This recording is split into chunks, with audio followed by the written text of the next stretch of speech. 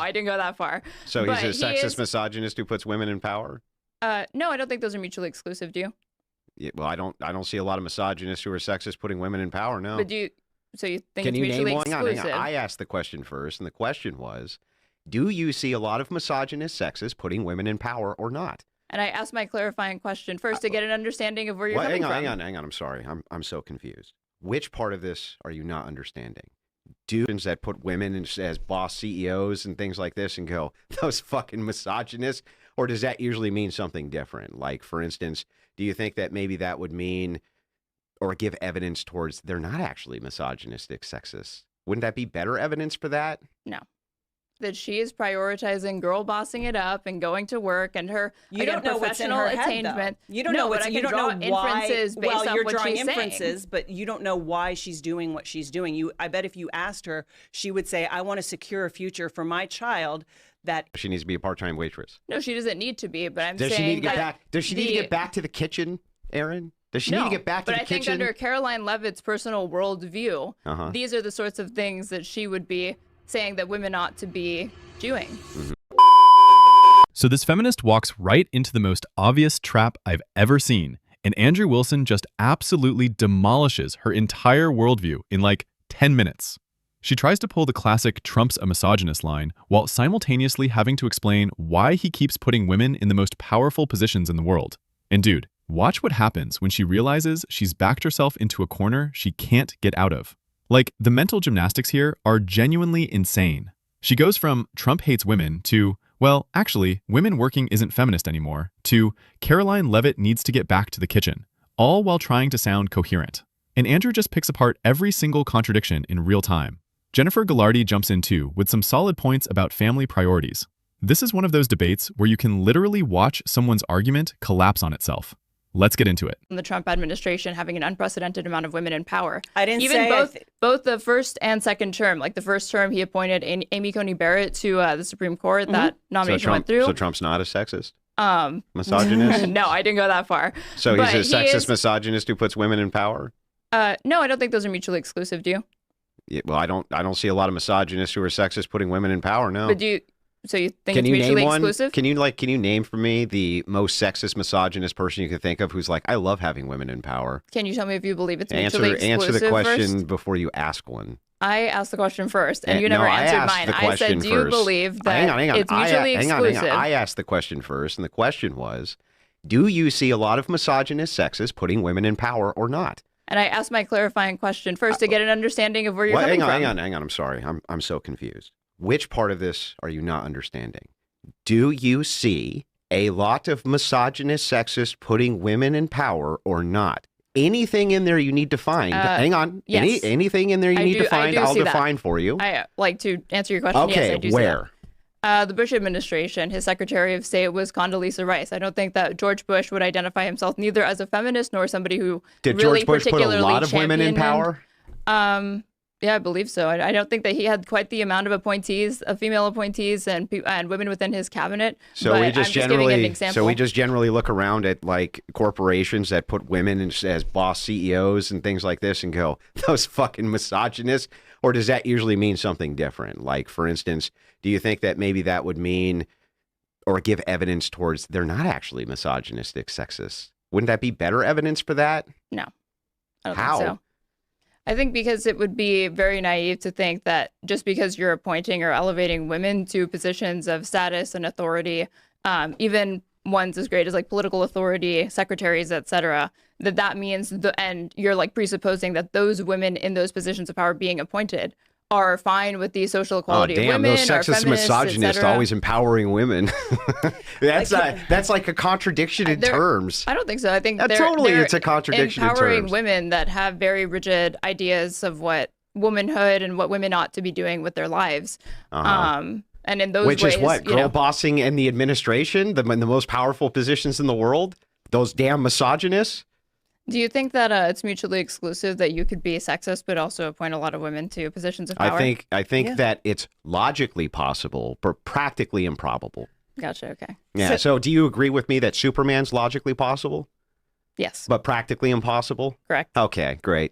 Glad we got that cleared up. Yeah. So sometimes it takes me a while to form my argument. So I do want to go back to your the voting thing, because I do believe that any policies that consider children first will be fundamentally good for all of society. So if the people that are voting for those policies have a vested interest in the continuation of our country as a free democratic republic, if they consider the children first, I think that's good for everybody. So that would kind of be my argument for that. And then you asked me about his administration being women. I didn't say women can't work. I didn't say they will only be fulfilled by a family. Like I said, I am single. I don't have a family.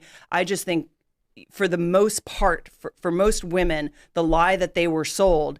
And I guarantee you, if you ask any of these women in the administration, if they were asked to give up their job to put their family first, they would. I know Caroline Leavitt would.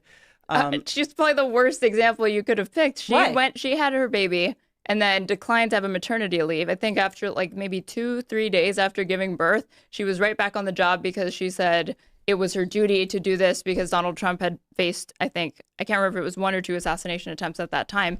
But that's an example of a working woman that actually put her motherly duties secondary to her professional life and her she's career. Also working for someone that she sees that is going to secure the future for her child. Yeah, but it doesn't change the fact that she is prioritizing girl bossing it up and going to work and her professional attainment. You don't know what's you don't know why. Inferences based off you're what drawing she's inferences, saying. But you don't know why she's doing what she's doing. I bet if you asked her, she would say, "I want to secure a future for my child that isn't going to tell me that my daughter can become a boy." And it's temporary. I'm sure her job is only 3 more years. Yeah, I'm sure that's her cope answer. I do think regardless her job of her, is 3 years. Her subjective intent, when you analyze the effect that she's having on the world, her actions, she's putting herself first over her domestic duties of being a mother when she could have taken that maternity leave. She could have done that, but she chose to get ahead in her career. Didn't you say earlier that you have to, by necessity, have a 2-income household? Yeah, for the most part, yeah. If you want to have the best outcomes, then I don't understand. If it's the case that women need to have a 2-income household, right, then aren't they being forced into work situations? And if that's the case, how can you say that her subjective intent is not to put her family first if the requirement to feed her family is to work? I said that I think that that's her cope answer because it just seems to me incongruent given the types of beliefs. Yeah, but it seems Okay, so let me break down what just happened here, because this is where Andrew absolutely destroyed her entire framework. She just spent 5 minutes trying to argue that Trump's a sexist misogynist, right? And Andrew's like, okay, so how do you explain him putting more women in power than basically any administration before? And she can't answer it. She literally cannot answer it. So she pivots to this thing about George Bush and Condoleezza Rice, like that somehow proves her point. Dude, what?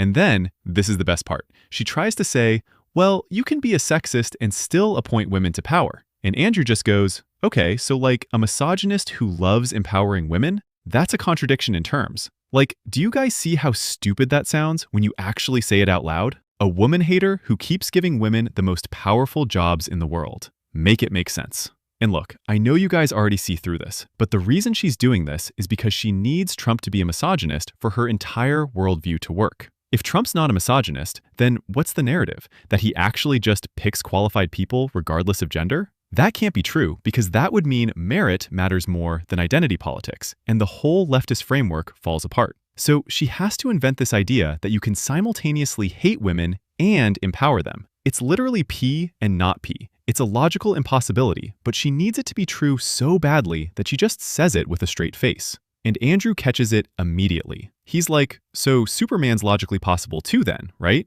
Just absolutely mocking the absurdity of her position. And then Jennifer comes in with the family angle, talking about how women like Caroline Leavitt would absolutely prioritize their families if they had to choose. Which is true, by the way. But the feminist can't accept that either, because it destroys her other argument that women are forced into 2-income households. So now she's got contradictions stacking on top of contradictions. Here's what's really going on. She wants to have it both ways. She wants to say women have to work because the economy forces them to, but also that working women like Caroline Leavitt are betraying traditional values by working. You can't do both, dude. You can't say women have no choice but to work and then criticize them for working. That's insane. And Andrew's setting her up for the kill shot you're about to see. Because if women have to work to survive, then working isn't a feminist choice anymore. It's just survival, which means her entire criticism of conservative women working falls apart. Let me know in the comments if you caught where this was going before Andrew spelled it out. It just seems to me incongruent given the types of beliefs but it seems women like Caroline Leavitt seems like your answer is P and not is P. kind of rules for thee, not for me. Yeah, sure, like but she will make the prescription that other women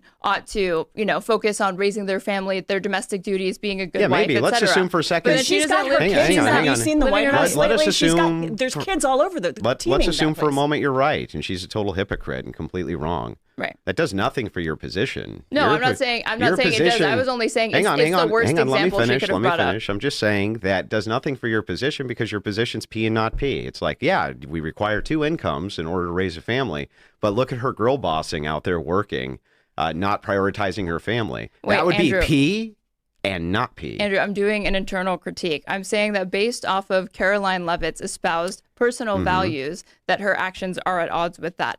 Now, I personally don't believe that there's an issue with a woman who is able to provide for her child via hiring nannies, private childcare, if her husband, et cetera, returning to work and declining to have an extended maternity let me do the leave. internal critique back.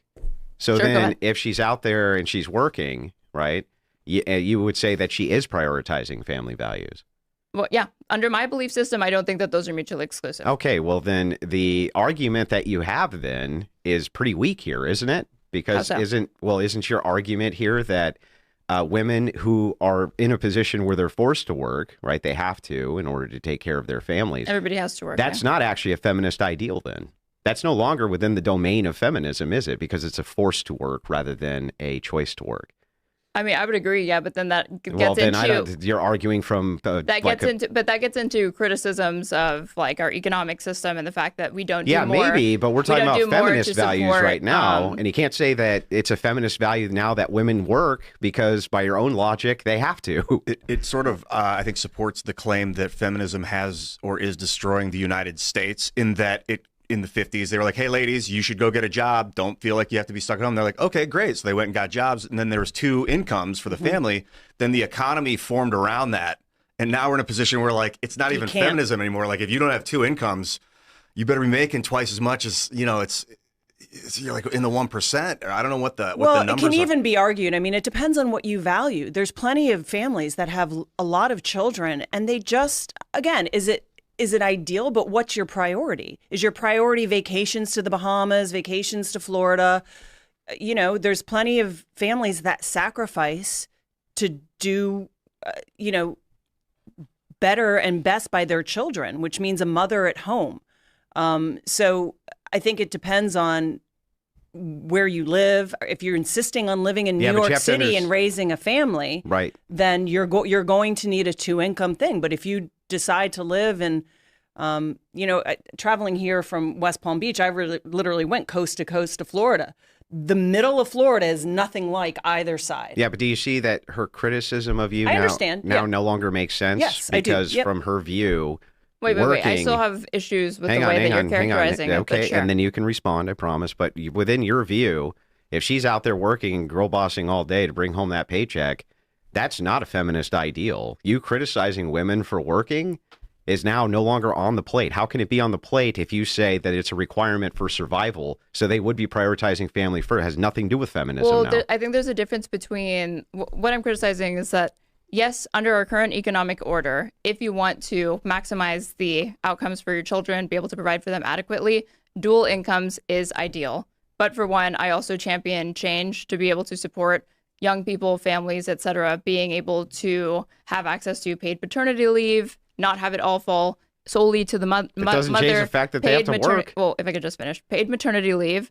And as far as, yes, Caroline Leavitt has to work, but does she have to be part of the Trump administration? I do think that there's a difference between a woman getting a job. So now you get to pick women's skill sets? Or she's already there. I think there's a difference between a woman getting a job just because she needs to be able to survive and then trying to allocate the majority of her time, like minimize the amount of professional time that she needs to spend working to earn an income for her family and then maximize the time in the home versus Caroline Leavitt, who is going out of her way to maximize the time that she spends outside of the home and advancing her professional career. So she needs to be a part-time waitress. No, she doesn't need to be, but I'm saying she need to get back to the kitchen, Aaron? Does she need to get back to but the I think kitchen? under Caroline Leavitt's personal worldview, these are the sorts of things that she would be saying that women ought to be doing. No, I Women think ought to be relegated primarily to the home, taking care of their kids, domestic life. If that's the case, and you're saying there's no avenue to do that because you need two incomes, then she's congruent with your worldview without being a feminist right this second.